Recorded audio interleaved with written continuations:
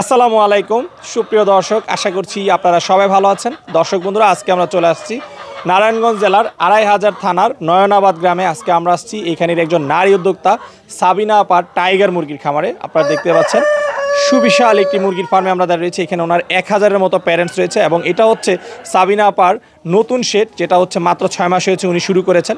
সাবিনা আপা একজন অভিজ্ঞ খামারি, উনি দীর্ঘ ১০ বছর যাবৎ টাইগার মুরগির সাথে যুক্ত রয়েছেন।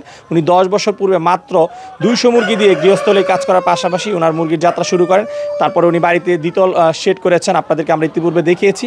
এবং বর্তমানে কিন্তু উনি ওনার বাড়ি ছাড়াও বাড়ির পাশে উনি একটি জমিতে, এখানে আপনারা দেখতে পাচ্ছেন পানির উপরে কিন্তু উনি মাচা পদ্ধতিতে এখানে এই নতুন একটি শেড করেছেন এবং এখানে উনি প্যারেন্টস তৈরি করেছেন। তো আজকে আমরা আপনাদের মাঝে সাবিনা বাড়ির সফলতার গল্পই তুলে ধরবো। এবং আপা কিন্তু এই মুরগি পালন করে বেশ সফল। উনি এই মুরগি লালন পালন করে বাচ্চা উৎপাদন করে সে বাচ্চা বিক্রি করে প্রতি মাসে কিন্তু ২-২.৫ লাখ টাকা আয় করছেন একজন নারী উদ্যোক্তা হয়ে।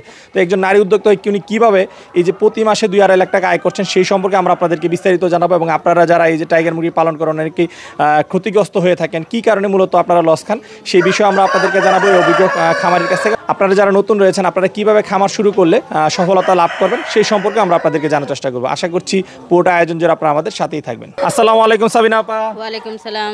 আপা কেমন আছেন? আলহামদুলিল্লাহ ভালো আছি। আপনি ভালো আছেন? আলহামদুলিল্লাহ ভালো আছি। আপা নতুন শেড দেখতে পাচ্ছি। জি, এটা নতুন শেড। আচ্ছা, কতদিন হলো এই শেডের যাত্রা? এটা ৬ মাস হয়েছে। ৬ মাস। জি। আচ্ছা, এখানে কতগুলো মুরগি রয়েছে? ১০০০। ১০০০? সবই তো টাইগার মুরগি? জি, সব টাইগার মুরগি। আচ্ছা, এই মুরগিগুলোর বয়স কতদিন? এই মুরগির বয়স ৬ মাস। বয়সও ৬ মাস? জি। আচ্ছা, এগুলো আপনি কি জন্য পালন করতেছেন? এটা ডিমের জন্য। ডিমের জন্য? আচ্ছা, তাহলে তো এগুলো আমরা বলতে পারি যেহেতু ৬ মাস বয়স, ফুললি একদম প্রোডাকশনে চলে আসছে। জি, ফুল প্রোডাকশন আইছে। কতদিন বয়স থেকে ফুল প্রোডাকশনে আসছে? এটা আপনার ৫.৫ মাস লাগবে। ৫.৫ মাস? জি। আচ্ছা, অল্প অল্প ডিম দেওয়া শুরু করেছিল কতদিন থেকে? এই ৪ মাস থেকে। ৪ মাস থেকে? জি। আচ্ছা আচ্ছা, আপনি করতেছেন একদম কি বাচ্চা উৎপাদনের জন্য মুরগিগুলো পালন? জি, বাচ্চা উৎপাদন করেন। এখানে ১০০০ মুরগির মধ্যে কতগুলো মুরগি এবং মোরগ রয়েছে? ৯০০ হইলো আপনার মুরগি আর ১০০ হইলো মোরগ। আচ্ছা, কেউ যদি বাচ্চা উৎপাদনের জন্য পালন করে সেক্ষেত্রে কয়টা মুরগির জন্য মানে একটা মোরগ রাখতে হয়? এই ৬টার জন্য একটা রাখতে হবে আর ৭টার জন্য একটা রাখতে হবে। ৭টার জন্য? জি। আচ্ছা, ঠিক আছে। আপনার কাছ থেকে জানতে চাই যে আপনি ৬ মাস ধরে এই মুরগিগুলো পালন করতেছেন, একদম তো জিরো অবস্থা থেকে পালন করেছেন এবং আপনি ডিমের জন্য প্যারেন্টস করেছেন। শুরু থেকে এই পর্যন্ত আপনি কিভাবে লালন পালন করেছেন সেই বিষয়ে বিস্তারিত জানেন। প্রথম মারেক ভ্যাকসিন করছি, পরে বোর্ডিং করছি, বোর্ডিং করে তারপরে আবার বাকি ভ্যাকসিনগুলো শেষ করছি। পরে রানীক্ষেত ভ্যাকসিন করছি, গাম্বুরা ভ্যাকসিন করছি, তারপরে রানীক্ষেত কিল ভ্যাকসিন করছি, বার্ড ফ্লু ভ্যাকসিন করছি, করাইদা ভ্যাকসিন করছি, সালমোনিয়াম ভ্যাকসিন করছি। এগুলো সব ভ্যাকসিন কমপ্লিট করছি। মানে ডিমের জন্য পালন করলে অনেকগুলো ভ্যাকসিন? যে অনেকগুলো ভ্যাকসিন, ১৮টা ভ্যাকসিন আছে, ১৮টা ভ্যাকসিন কমপ্লিট করছি। আচ্ছা, ৬ মাসে ১৮টা ভ্যাকসিন করতে হয়? আচ্ছা, এখন তো কিছুদিন পরে পরে মনে হয় ভ্যাকসিন করা হবে? এখন ৪ মাস পরে পরে হইব শুধু bird flu vaccine. Bird flu করতে হবে? জি। আচ্ছা, ৫.৫ মাস থেকে তো আপনি ফুললি ডিম পাচ্ছেন। জি। এগুলো কতদিন পর্যন্ত ডিম দিবে? এগুলা আপনার ইন টোটালি আমি লাস্টে যে মুরগিগুলো পালছিলাম এগুলোতে ১৫ মাস পর্যন্ত পাইছি। ১৫ মাস? জি। আচ্ছা, এরপরে কি করেন এই মুরগিগুলো আপনারা? এরপরে মাংসের জন্য সেল করে দিই। মাংসের জন্য সেল করেন? আচ্ছা আচ্ছা, মাংসের জন্য বাজার দর কেমন পাওয়া যায় এগুলো? আমি তো রোজার ঈদের আগে সেল করছি। রোজার ঈদের আগে আমি ৩৫০ থেকে ৪০০ টাকা কেজি সেল করছি। আমরা তো আপনার ভ্যাকসিন সম্পর্কে জানলাম যে ১৮টা ভ্যাকসিন করছেন এই ৬ মাসের মধ্যে। আমরা একটু খাবার দাবার সম্পর্কে জানতে চাই। জিরো বয়স থেকে কতদিন পর্যন্ত কি খাবার দিয়েছেন, তারপর স্টেপ বাই স্টেপ একটু বলেন। জিরো যে মনে করেন 0 থেকে ৪০ দিন পর্যন্ত ব্রয়লার স্টার্টার খাবার খাওয়াইছি। তারপরে ব্রয়লার স্টার্টার ৪০ দিন খাওয়ানোর পরে আবার ৪০ দিন লেয়ার স্টার্টার খাওয়াইছি। আর পরবর্তীতে মনে করেন আবার ২ মাস মানে ৪ মাস পর্যন্ত লেয়ার গোয়ার খাওয়াইছি। লেয়ার গোয়ারের পরে যখন ডিমে একটা দুইটা ডিম আসছে তখন গিয়ে লেয়ার 1 খাওয়াইছি। এখন লেয়ার 1 দিচ্ছেন? জি, এখন দিচ্ছি। আচ্ছা আচ্ছা, এই যে ডিম পাড়া মুরগিকে একটা বাড়তি যত্ন নিতে হয়, এর জন্য আপনি কি কি বাড়তি যত্ন নিচ্ছেন? এটা এখন তো সব ভ্যাকসিন টেকসিন সব কমপ্লিট। এখন শুধু ঠান্ডা লাগছে কিনা, কিছু সমস্যা আছে কিনা এটা দেখে শুধু ওষুধ পানি করলেই চলবো। এখন তো সব ভ্যাকসিন কমপ্লিট, আবার ৪ মাস পরে আবার ভ্যাকসিন করবো। কিন্তু ১.৫ মাস পরে পরে আপনার লাসোডা ভ্যাকসিনটা করে যেতে হয়। আচ্ছা আচ্ছা, কৃমির ডোজ আর লাসোডা ভ্যাকসিনটা। খাবারগুলো আপনি কয় বেলা দিচ্ছেন? আমি খাবার ২ বেলাই দিই। খাবার 2 বেলা? জি। কোন টাইমে দিচ্ছেন? সকালে দিই আর বিকালে দিই। সকালে এবং বিকালে? জি। আচ্ছা আচ্ছা, ১০০০ মুরগির পিছনে আপনার দৈনিক কি কত কেজি খাবার লাগতেছে? ১০০০ মুরগির পিছনে আমার প্রত্যেক দিন মনে করেন ২ বস্তা খাবার লাগতেছে। 2 বস্তা? এক বস্তা কত কেজি থাকে? এক বস্তা 50 কেজি। 50 কেজি দৈনিক 100 কেজি খাবার 100 কেজি খাবার লাগে। খাবারের এখন কত টাকা কেজি? এখন কেজি তো আমি জানি না, আমি বস্তা হিসাব তো আনি। বস্তা হইলো আপনার 2950 টাকা। 2950 টাকা বা দৈনিক 6000 টাকা শুধু জি, খাবার লাগতেছে। খাবার লাগতেছে। আচ্ছা, তাহলে তো মাসে বেশ বড় একটা টাকা খরচ হচ্ছে। জি। আচ্ছা, মুরগি কি আপনি নিজে দেখাশোনা করতেছেন না কর্মচারী আছে? না না, কর্মচারী না, আমার ছেলে আছে, আমার হাজবেন্ড আছে, আমরা মানে ফ্যামিলি এটা দেখাশোনা করি। আচ্ছা, ফ্যামিলি সবাই মিলে ফার্ম পরিচালনা করতেছেন। আচ্ছা আচ্ছা। আবার খাবার দাবার ওষুধপত্র হ্যাঁ সব কিছু মিলে প্রতি মাসে কেমন টাকা খরচ হচ্ছে? এই ধরেন আপনার 3 থেকে 3.5 লক্ষ টাকা খরচ হয় প্রতি মাসে বর্তমানে। হুম। আচ্ছা আচ্ছা। আমরা দেখতে পাচ্ছি যে সেটটা আপনি একদম পানির উপরে করছেন মাচা পদ্ধতি। মাচা দিয়ে। কেমন টাকা খরচ গেছে সেটাতে? সেটা থেকে করতে 6 লক্ষ টাকা খরচ। 6 লাখ। আচ্ছা, এই যে 1000 প্যারেন্টস তৈরি করছেন, শুরু থেকে এখন পর্যন্ত কত লাখ টাকা আপনার প্রয়োজন আছে? এই আপনি মনে করেন 18 লাখ টাকা, 17 থেকে 18 লাখ টাকা খরচ হচ্ছে। এই 1000 প্যারেন্টস তৈরি করতে 1000 পেজ দিয়ে 17 থেকে 18 লাখ। মূলত হইলো ভ্যাকসিনটাও এখন বর্তমানে আগে কিছু কম দাম ছিল, এখন বর্তমানে প্রতি ভ্যাকসিনের পিছু 3000 4000 টাকা করে বাড়ছে। আচ্ছা আচ্ছা, তাহলে তো বেশ ভালো টাকা আপনি বিনিয়োগ জি করছেন। ইনশাআল্লাহ। আচ্ছা আচ্ছা। আপনার তো আয়টা হচ্ছে তাহলে কিভাবে এখান থেকে? এই বাচ্চা উৎপাদন করি। বাচ্চা উৎপাদন উৎপাদন করি। প্রতি মাসে আপনি কি পরিমাণ বাচ্চা উৎপাদন করতে পারতেছেন? আপনার মনে করেন সপ্তাহে আমার 3 থেকে 3500 বাচ্চা সেল হয়। 3 থেকে 3500। জি। সব কি জিরো বাচ্চা না বিভিন্ন বয়সের বাচ্চা? বিভিন্ন বয়সের বাচ্চা সেল করি, আবার জিরো সেল করি। আচ্ছা আচ্ছা। টাইগার মুরগির যে বাচ্চাটা এখন এটার জিরো দাম বর্তমানে কেমন চলছে? এখন বর্তমানে 75 টাকা করে। বর্তমানে 75।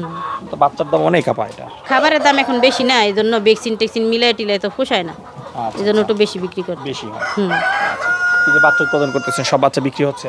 ইনশাআল্লাহ বাচ্চা বিক্রি হয়ে যায়, বাচ্চা থাকে না। আচ্ছা, অনেকে তো বাচ্চা কিনে প্রতারিত হয়, আমরা মাঝে মধ্যে শুনি, যেটা অরিজিনাল টাইগার কিনতে গিয়ে তাদেরকে অন্যান্য সোনালি টোনালি এই ধরনের বাচ্চা দিয়ে দিচ্ছে। ইনশাআল্লাহ এই ধরনের কৈফিয়ত ইনশাআল্লাহ আমার কাছে নাই, কেন আমি যারে বাচ্চা দেই সবসময় অরিজিনাল বাচ্চা দেই। আমাদের হইলো একটা সমস্যা, আমার মনে করেন এই সাদা মুরগির যেটা আছে এটা হলো আপনার টেস্টি ব্রয়লারের রাতা আছে, এই মুরগিটা আমার শুধু প্যারেন্টসের থেকে এই বাচ্চাটাই আমার যায়, এটা যাইবই সবারই যারা বাচ্চা নেয় করে আমি বলে দিই যাতে আপনি টেস্টি ব্রয়লারের বাচ্চা পাইবেন, এটা 2 সাইডে যাইব।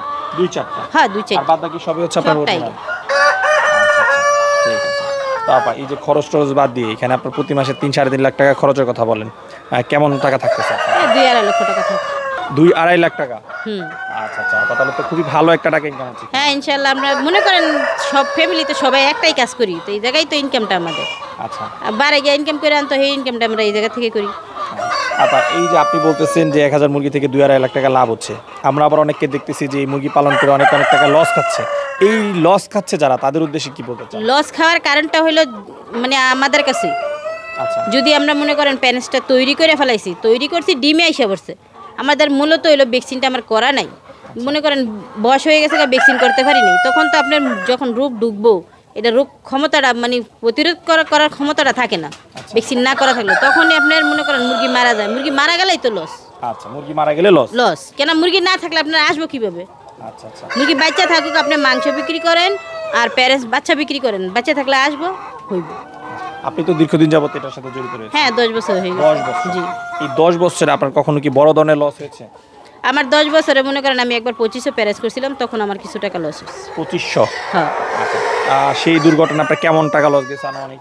এই 10-12 লক্ষ টাকা। 10-12 লাখ? জি। আচ্ছা, আপনি একজন নারী উদ্যোক্তা, হ্যাঁ নারী উদ্যোক্তা হয়ে 10-12 লাখ টাকা লস খেয়েও বাড়িতেও একটা শেড রয়েছে আপনার, দোতলা শেড, এখানে আবার আপনি শেড করেছেন, এখানেও পালন করতেছেন, জি। বিশাল একটা পুঁজি কিন্তু আসলে দরকার।